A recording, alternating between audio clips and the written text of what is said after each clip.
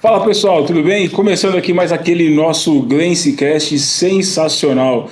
Como foi a semana? Teve muita ansiedade para você entender e ouvir a segunda parte aqui da história de vida do Marcos Mazzaron, como atleta, como pai de família, empresário. Hoje é o dia que nós vamos chegar aqui naquela parte que nós finalizamos, né, o último Glencecast, que é onde eu perguntei para ele sobre os pais, né? Como que foi a relação dele com seus pais, se os pais incentivavam ou não, se isso motivou também a sair lá de Arapongas, no Paraná, se isso motivou a ser quem ele é hoje, né? E foi por aí, né, Adriana? O senhor passou uma semana, foi aí que eu finalizei, né? É verdade. Olá, pessoal, tudo bem? Eu também tô aqui, passei aquela semana ansiosa, embora eu conheça aí um pouquinho da história, mas eu também fiquei ansiosa para ouvir, né, dele, para ver com os olhos dele toda essa história. Olá, Marcos, tudo bem? Tudo bem. Bom, ela vai contar pra gente como que foi isso, como que era o seu relacionamento com seus pais, da infância, quais as lembranças boas que você tem, as lembranças ruins também, que sempre tem, né, Van? As lembranças ruins também. Bom, então, conta pra gente. Nós já temos uma história, né, Wanderson, de treinamentos, de imersões e tal. Então, isso... eu faço imersões desde o ano de 2000. Então, para você, são 24 anos. Sim. E depois eu conheci você recentemente, acho que faz uns 5 anos, 6 anos atrás. Um pouco mais, uns 7 anos talvez. Um pouco mais. Então, eu já estou há 20 anos nesses treinamentos, né? Nesses conhecimentos e tratamentos. E aí passei por muita coisa. Teve um momento que eu fui estudar e tal, e também para conhecer algumas coisas. E meus pais, respondendo objetivamente à pergunta, eles realmente não me incentivavam, não. A minha mãe chorava muito, nunca queria ver o filho indo embora, ou seja, saindo lá do interior de Arapongas e vindo para São Paulo, porque era uma cidade gigante, uma cidade que tinha... né, a gente só ouvia falar notícias ruins, né, de todos os lugares, né? Não tinha notícia boa para a gente ver. E, bom, ela não queria que eu viesse até São Paulo. E o meu pai nunca me incentivou a ser ciclista, porque ele não achava que isso era uma profissão digna de um homem e não dava para ser ciclista, né? Não dava para ser atleta, principalmente ciclista. Se fosse ainda um jogador de futebol, bom, ainda podia ser, mas ciclista era muito difícil realmente. Então, além dos paradigmas, né, que isso foi hoje um dos temas mais importantes que eu acho dentro de qualquer treinamento, são paradigmas. Então, os paradigmas, o que são? São aquelas coisas que os nossos pais nos diz desde o nosso nascimento, ali do nosso primeiro momento de vida e a infância, ali até os 7, 8 anos, paradigmas, você não pode, isso é ruim, isso não. Então a gente só ouve coisas, né? Os paradigmas que ficam ali na nossa vida, realmente muito difícil. E quando eu saí de Arapongas e eu tinha já os 3 convites que eu falei lá no programa anterior, que eu recebi, eu vim para um deles, eu tinha que escolher. Eu tinha 3 que tinham me convidado. Um era numa cidade do interior aqui de São Paulo, outro era o Palmeiras, que era aqui na capital, no Toriaçu ali, era onde é o campo do Palmeiras até hoje, e aquela época era o alojamento do pessoal do futebol. E tinha outro que era do ABC, que foi a equipe da Pirelli. E aí eu acabei indo para uma equipe que eu acabei... foi a decisão mais rápida, o outro ainda não tinha decidido. Eu vim para a equipe do Palmeiras, e que é a equipe de futebol mesmo, só que a gente morava lá junto com os atletas do futebol, mas tinha um departamento de ciclismo no clube do Palmeiras. E nós éramos lá, tinha uma equipe lá de 7 ou 8, acho que 8 ciclistas, que usava lá o uniforme do Palmeiras e ia para as competições. Mas não era o clube mais estruturado. Então eu fiquei lá no primeiro momento, acabei que, como eu saí da cidade de Arapongas sem bicicleta, sem dinheiro, numa situação muito difícil, eu tive uma dificuldade grande ali no Palmeiras, porque como era tudo mais importante era o futebol e tudo ia para o futebol, e o pessoal do ciclismo realmente não tinha um atendimento que nos ajudava. E aí eu comecei a passar muitas dificuldades, porque não funcionava o nosso refeitório aos finais de semana. Eu vim sem dinheiro, então passava fome no final de semana. Não tinha comida. O Palmeiras não pagava assim nada, ajuda de nada. Naquela época eu não pagava absolutamente nada. Segunda a sexta comia, fim de semana. Não, era sábado até o almoço. Então nós almoçávamos no sábado, e aí sábado à noite e domingo, não. Só segunda-feira que voltava no café da manhã, que era um pãozinho com manteiga, coisa desse tipo, né? Você já com a fome de um dia inteiro. Então você tinha que treinar, competir. E muitas vezes você tinha que... quem tinha família em São Paulo e tal, era relativamente fácil. Ou quem já estava lá no Palmeiras tinha salário, mas eu vim para o Palmeiras sem salário. Aquela época você ficava num período que você não tinha salário. Para você ter o salário, você tinha que ter um resultado. Então foi até um favor, né, que o Palmeiras tinha feito para mim com o técnico de ciclismo que era do Palmeiras. Depois ele veio, o técnico do Palmeiras depois veio a ser meu funcionário, mas muito tempo depois. Legal. Mas foi uma gratidão que eu tive por ele naquele momento que eu cheguei. Então eu tive gratidão, inclusive, pelo momento que eu fiquei lá e passei fome aos finais de semana, porque eu não tinha família, não recebia salário. Então eu passei essa dificuldade porque os momentos de treinamento e tudo isso, eu chegava e tinha comida, mas não tinha uma estrutura à parte. E um dia eu estava num treinamento já para desistir, né? Eu não queria voltar. Vou falar, não vou voltar para Arapongas, porque eu já tinha conhecido São Paulo, eu tinha me adaptado, assim, eu já estava com São Paulo, só que eu ainda estava no período naquele momento, ainda para ser contratado. Então você ficava naquela fila lá que era outras prioridades que tinha no clube. E eu acabei encontrando um amigo num treinamento, que ele era do Paraná também, de Apucarana, uma cidade do lado de Arapongas. Aí ele falou, olha, vai para Santo André que você vai ser melhor atendido. A equipe é muito mais estruturada e você vai ter um atendimento melhor lá. E aí, nesse dia, quando eu voltei, eu almocei, eu só tinha uma mochilinha, aquelas pequenas que você colocava nas costas. Um pouquinho de roupa? Não, quase nada, só que a bicicleta era emprestada do Palmeiras. É isso que eu ia perguntar, e a bike? A bicicleta era emprestada do Palmeiras, o técnico que arrumou a bicicleta me emprestou. E aí eu tive que vir com aquela bicicleta para Santo André, então eu saí lá da Autoria Sul, né, na Água Branca. Naquela época eu conhecia quase nada. Isso é um pedal, hein? Não tinha Waze? Não tinha Waze, não tinha nada. Não, ele foi... Bom, eu vim fazendo rotas, eu perguntava nos postos de gasolina, olha, eu tô indo para Santo André, o pessoal ria, sabe? Os frentistas falavam, você é louco, você vai para Santo André de bicicleta e tal. Bom, e chegou, gente. Eu saí de lá, era acho que 1h da tarde, alguma coisa assim, eu saí, né? Não falei nada para ninguém, só saí. E aí você vê como o instinto, né? O instinto e o destino. E aí eu saí de bicicleta, fui fazendo, perguntando. Bom, eu cheguei em Santo André, já era umas 5h da tarde. Então, eu pensei que era um dia. Foi rápido, né? Foi rápido. Porque eu andei, errei, voltei e ainda fui até a fábrica. Eu cheguei na fábrica de pneus, aí a portaria, obviamente eu cheguei na portaria, aí a portaria falou, vai no clube. Eu fui até o clube da Pirelli, achei o clube da Pirelli. Aí, o clube de Pirelli, eu tive que encontrar o alojamento dos ciclistas. E tudo um abençoado, sempre algum abençoado. Falando alguma coisa. Me dando, me ajudando. Só dizendo, nosso diretor levaria uma semana para chegar de bicicleta. É verdade. Ou mais.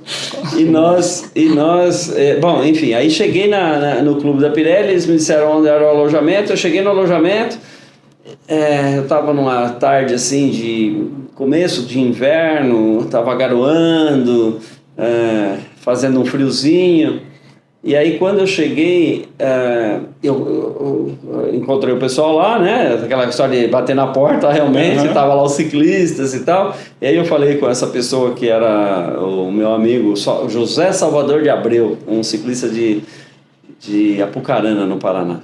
E aí ele falou, não, eu vou falar com o Carvalho, que era o técnico e tudo isso, e como estava um dia de garoa, e aí eu cheguei...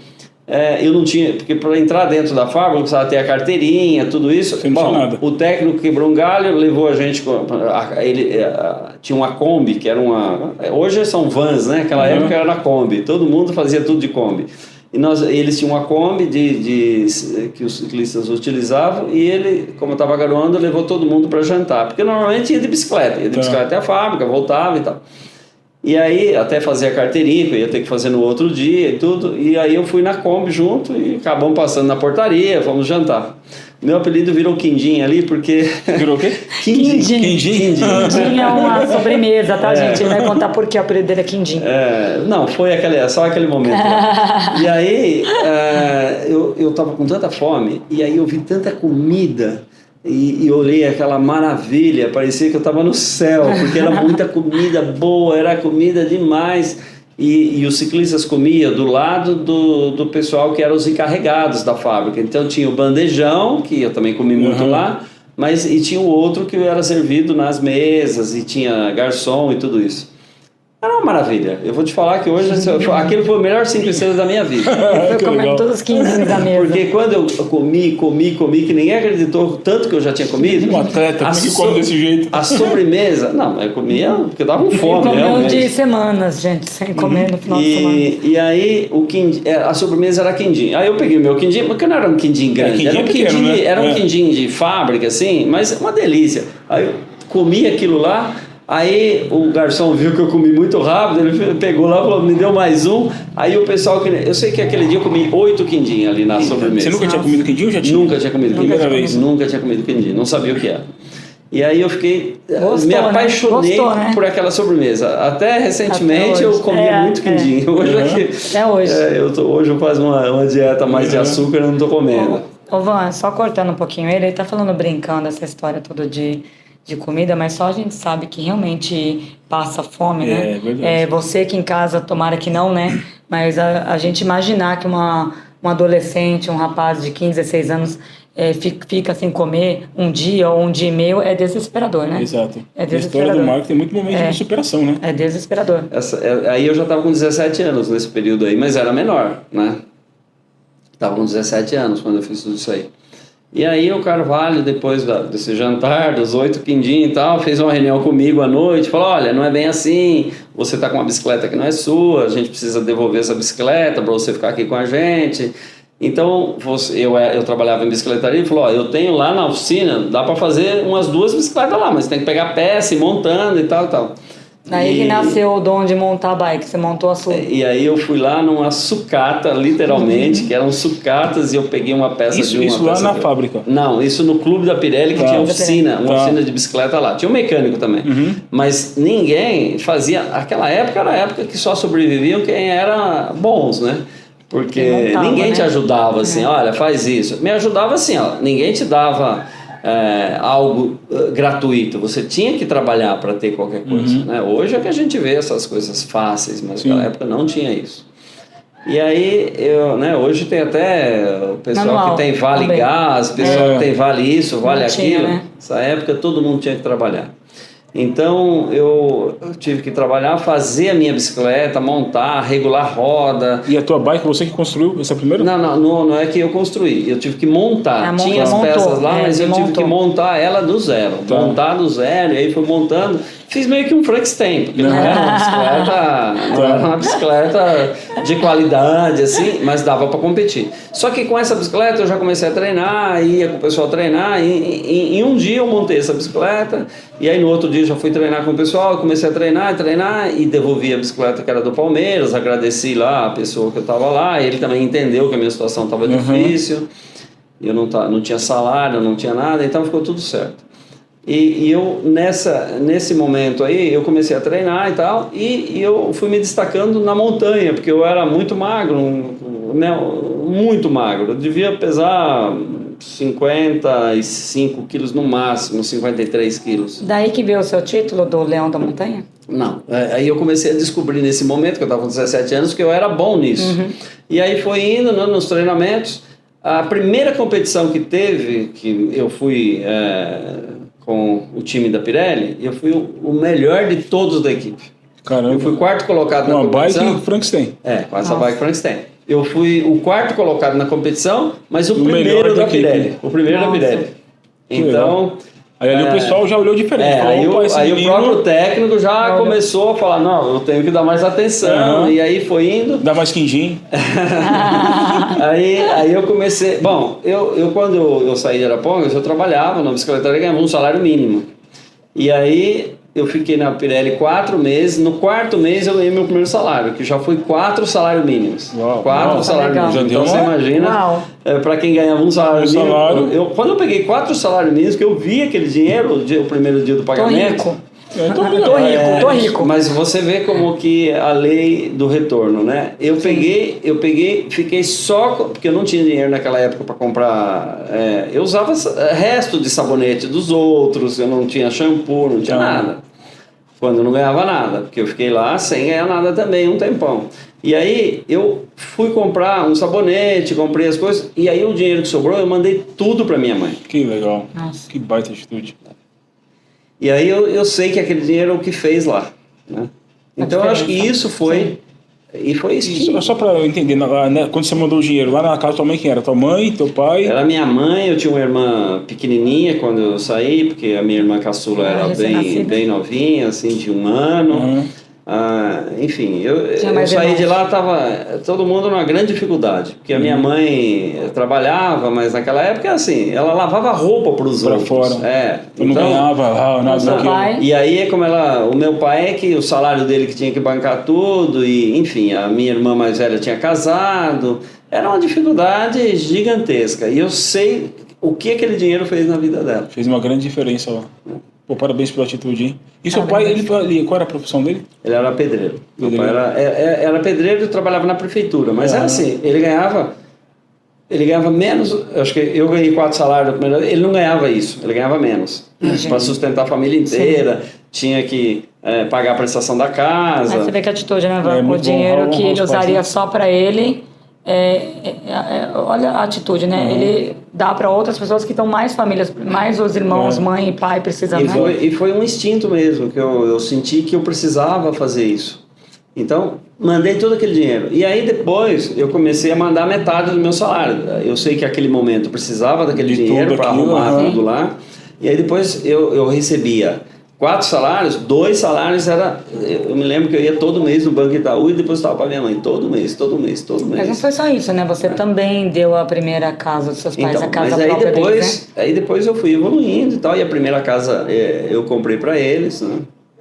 Muito bom. Bom, e depois a gente tem que ver com o diretor se a gente pode fazer o 3, 4, 5, 6, até o 30. Gente, é muita história. Tem muita história. Eu sei bem, é muita história. A gente já sabe, eu estou meio nota de algumas coisas aqui, mas é muita coisa para falar. E ele tem uma trajetória incrível, né, de provas, de conquistas, mas ele também tem as superações que ele teve que passar, né, Van? Você sofreu um acidente, ele tem um acidente muito grave, aí você tem na sua... Que fase que foi essa, Marcos, assim, da sua trajetória de atleta? Quantos anos você tinha? Onde foi? Depois que eu já comecei a ser profissional de verdade, né?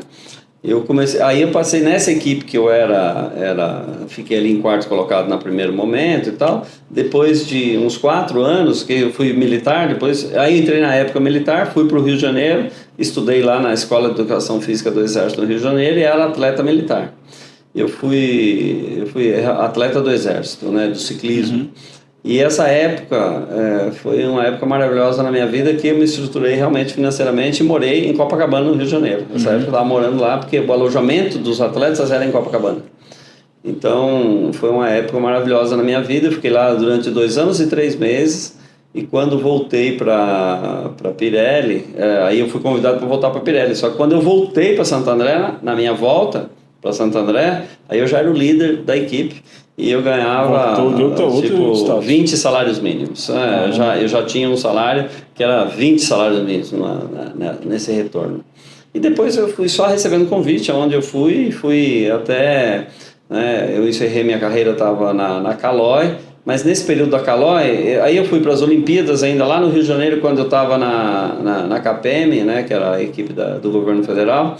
Eu fui atleta do Exército, eu fui para a Olimpíada de Los Angeles em 1984. Que legal, tá vendo aí, gente? Aqui um atleta olímpico. Exatamente. Você teve um acidente grave, foi antes da Olimpíada? Não, aí depois eu fui para outra Olimpíada, que foi a Olimpíada de Seul, 88. E aí eu estava classificado para as Olimpíadas de Barcelona em 92, foi 88, 92. Eu era o atleta primeiro classificado para ir para a Olimpíada de Barcelona. Você já era referência aqui já no... Já no ciclismo. Sim. E aí eu estava num treinamento sozinho e eu fui atropelado por um carro que passou por cima. Eu fiquei embaixo do carro, literalmente, né? Aí eu fiquei eu fiquei em coma durante 2 dias e nem sabia onde eu estava, mas eu tive várias fraturas expostas e aí foi um acidente gravíssimo, né? E eu tô aqui de hora extra, né? Então, não, mas de hora extra não, vocês vão entender futuramente. Mas esse momento foi muito difícil para mim, depois aí você foi não mais superação e mais superação, enfim. Foi onde você não participou dessa Olimpíada, é isso? Não, na Olimpíada de Barcelona? Barcelona, 82 eu não fui. E como você... Como ele conseguiu lidar com isso no campo emocional, né? Porque muito você ruim. Ficou de cama, você perdeu a Olimpíada. Como é que você sentiu? Foi um baque ali, né? Eu tive muitas pessoas que me ajudaram nessa época. Você ficou acamado quanto tempo? Meses, né? Só de gesso eu fiquei 1 ano. Nossa. Só de gesso. Gente. Nossa, para um atleta, um cara tá acostumado a movimentar. Um atleta não é só o corpo, né? É muito da mente também, né? E 1 ano de gesso e sem poder porque tirava, trocava, fazia cirurgia, trocava, né? E você pensou em desistir em algum momento para não dar mais para mim? Nessa época você passa tudo para sua cabeça. Só que eu estava num local maravilhoso, eu era registrado, né, em carteira, porque normalmente atleta hoje não é assim, mas naquela época todos eram registrados em carteira profissional.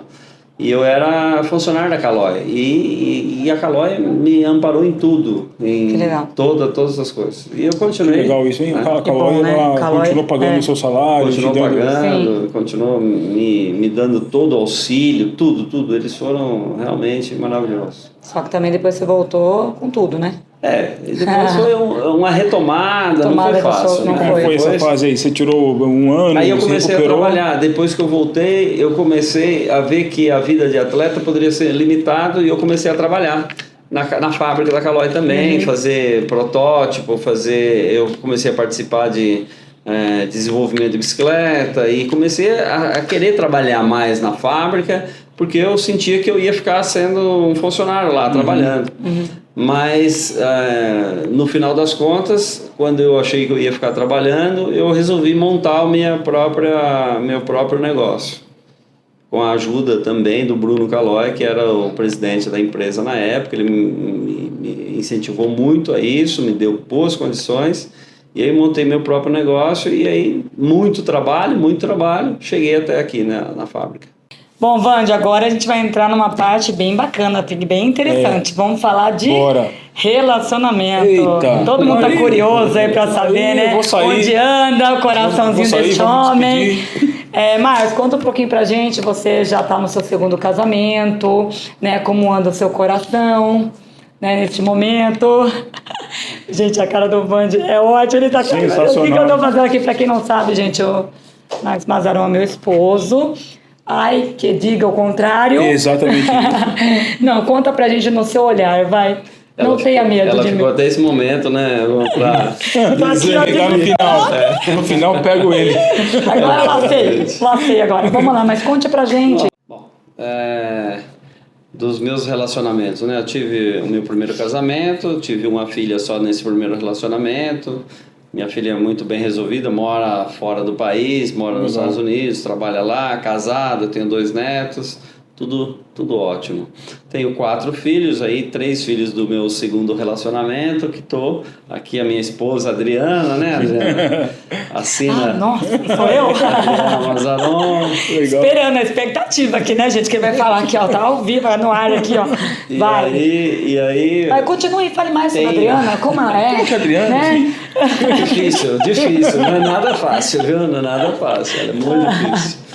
E aí, nesse relacionamento, nós tivemos a bênção, né, de ter 3 filhos, a Estelinha que tem vai fazer 17 anos esse ano, os gêmeos, o Christian e Mateus, que tem 5, já vão fazer 6 anos, está naquela fase pilha, então uma coisa maravilhosa na vida da gente, né? Eu tô com 60, essa fase ter filhos, eu digo que meus filhos têm uma grande bênção, né? Eles têm o pai e avô juntos. Então o avô que deixa fazer tudo o que eles querem e o pai que precisa repreender.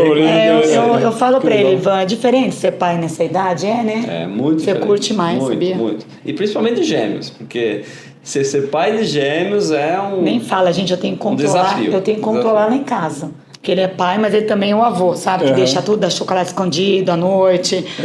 Dizem que uma vez atleta, sempre atleta, né, Marcos? Então você ainda tem assim, aquela energia, né? Dos tempos que você pedalava e tal.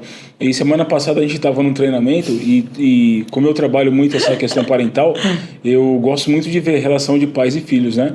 Aí tava numa reunião, eu, a Adriana e a nossa equipe, e do lado tava o Marcos correndo com as crianças. Aí agora eu vou ter que me entregar aqui. Eu não prestei atenção no que você falou naquela reunião, porque eu estava vendo o Marcos brincar com as crianças. Eu imaginei que ele fez tudo errado. E eu fiquei ali olhando e falei, mano, que da hora. Cara, o Marcos correndo atrás dos meninos. E não pegava, É verdade, não pegava não, viu? Então eu falei, quando eu falei que atleta sempre atleta, mais ou menos. O Marcos não conseguiu pegar os meninos, não. Mas ele só perde para atleta, para os filhos dele que tem o gás, né? Muito rápidos. Eles são Mas legal, então o seu coração tá bem, tá tudo ótimo, não pretende um terceiro casamento? Não respondo, não. Eu não devia pensar nem no segundo, quanto mais no terceiro. Agora que chegou no segundo, top. Chegou no segundo, tá perfeito, tá tudo maravilhoso. Né? Pessoal, infelizmente, né, a gente tá chegando no final, mas antes de chegar no final, a gente tem mais uma perguntinha aí. Marcos, quero que você fale pra gente aí das suas conquistas, né? Qual que foi, assim, aquela que você talvez teve mais superação, que foi mais valiosa para você? Quando eu falo valiosa, nem questão de dinheiro, não, tá? É algo assim que... Marcou. Que marcou. Isso. Mas antes de responder, eu só vou deixar aqui pra gente não perder, tá, Wanda, eu apresentar. Eu nasci em São Paulo, mas este homem aqui, que não nasceu na cidade, mas morou aqui, veio para cá, tem um amor por essa cidade de São Paulo tão grande, graças a Deus, e a pessoas, né, que estão próximo dele, pôde ver esse carinho, esse amor, essa trajetória. Ele foi presenteado, né, com o título de cidadão paulistano, tá, pro mérito, por toda a história dele em São Paulo, e a medalha Anchieta, que está aqui, gente, quero mostrar. Então, a medalha Anchieta foram poucos que receberam essa grande honraria aqui em São Paulo, e eu fiquei muito feliz no dia que ele recebeu o título de cidadão paulistano, porque ele merece, porque eu sei o quanto ele ama essa cidade. Muito bom. Então, Marcos, só para a gente recapitular aqui, né, eu vou fazer duas perguntas em uma agora, né? Primeiro, como que você se sentiu de receber essa honra, né, de o título de cidadão paulistano e de todas aquelas dezenas de troféus e conquistas e medalhas que você já teve? Qual foi aquela que mais te marcou e por que te marcou?